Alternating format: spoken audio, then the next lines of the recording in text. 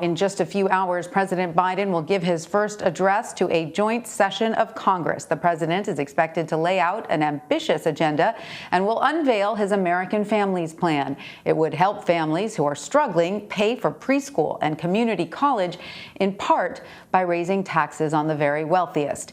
History will also be made tonight because for the first time, both seats behind the president will be filled by two women, Vice President Kamala Harris and House Speaker Nancy Pelosi.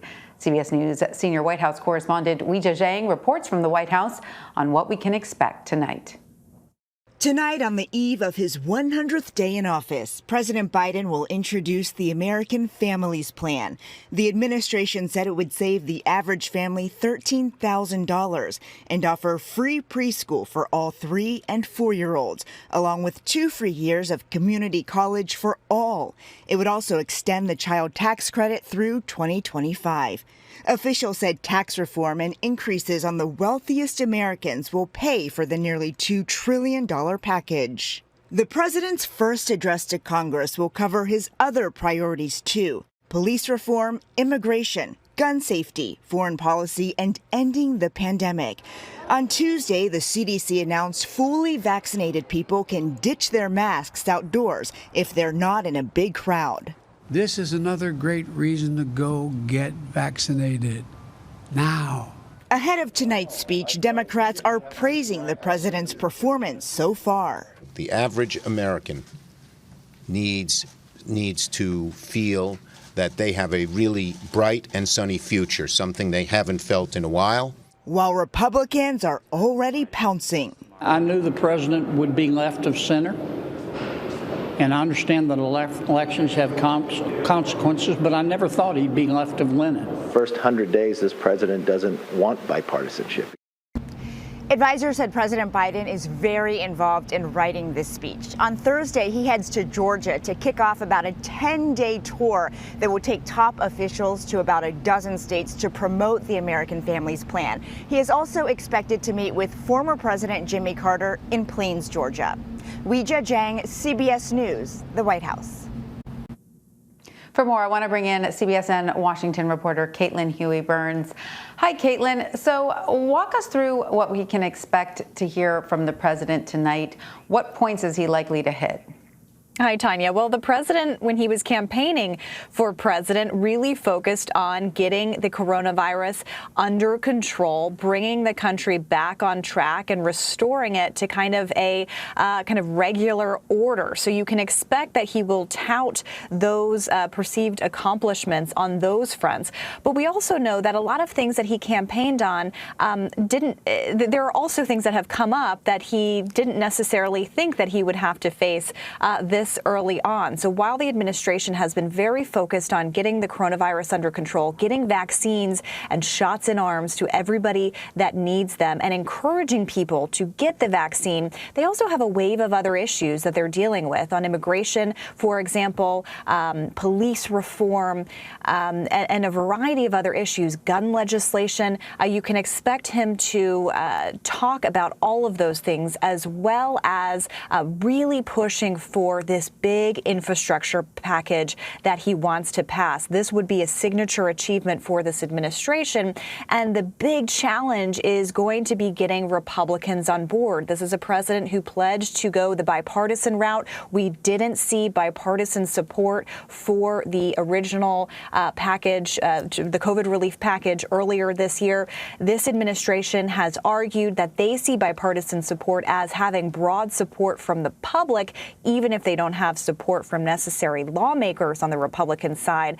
So we'll see kind of how he tries to navigate that. Another important facet to point out is he's going to be standing in the room where just 4 months ago, insurrectionists stormed the Capitol trying to overturn or stall, delay, interrupt, cause chaos as the election results confirming Biden as president were being confirmed. So the significance of that moment, too, may be something that he references at least. And Caitlin, how will all the COVID restrictions in place make this event so different than those we've seen in the past? Tanya, I know we say this every time we go through an event in COVID times, but this will really be an address unlike any other. Usually on a day like today, you have lawmakers already trying to save their seats, trying to get aisle seats to get close to the president. We see that no matter who is the president, we see lawmakers trying to claim seats. You usually see a packed house, lots of cheers or boos. We won't really see any of that this time around. There will only be 200 members of Congress in the audience compared to the usual 1,600, so a very limited audience because of COVID. There's been a lottery system. You had to be invited, so not all members of Congress will be there. We also know that the First Lady won't have her traditional box where she has an invited guest. She is holding a virtual event. She will be there, but won't have that kind of traditional spot there. So this will look very, very different from previous addresses. We know that everybody will be masked. The president will not have to wear a mask while he's speaking, but the COVID restrictions and kind of the dynamic that we're still in a pandemic will very much be on display today.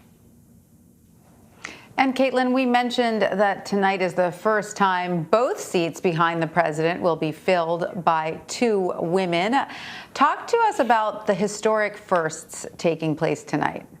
Yeah, this is absolutely a historic moment to see two women behind the president, and that's something that is certainly worth highlighting. These are two women who forged their way in politics in California. Kamala Harris, the vice president, of course, was most recently the California senator, and before that, the attorney general of California. Nancy Pelosi, of course, has represented San Francisco in Congress for many, many years. She was the first woman to be Speaker. Kamala Harris, of course, is the first woman to be Vice President. So that history and this moment, that picture will be on display because that also is unlike anything we've seen before. Absolutely. And then, of course, Caitlin, Senator Tim Scott will give the Republican response after Mr. Biden's address. What can we expect to hear from him? Which particular Republican grievances is he likely to air? Well, Senator Scott is a historic figure in his own right. He's the only black Republican in the Senate, and he has become a figure that is very much looked up to within his own conference, but also across the aisle. He's been someone that's working on police reform in the wake of the Chauvin verdict, so someone to watch there. He's considered a rising star in the Republican Party. He says that he has been preparing by kind of leaning into who he is. Remember when he gave a speech at the RNC last summer? He talked about his personal story and the ways in which his family had advanced. He talked about his grandfather who had to leave school to pick cotton, and he had this really powerful line that his family went from cotton to Congress over the course of one family. So that, I think, is something that you might hear more about. The Republicans have been painting the Biden administration as leaning very far to the left. You'll likely hear that on a variety of different issues. But Scott is certainly someone to watch, and the very nature of him being picked shows kind of the message that the Republicans want to send with this response. Absolutely. Caitlin Huey-Burns, thank you so much for joining us. We appreciate it. Thank you.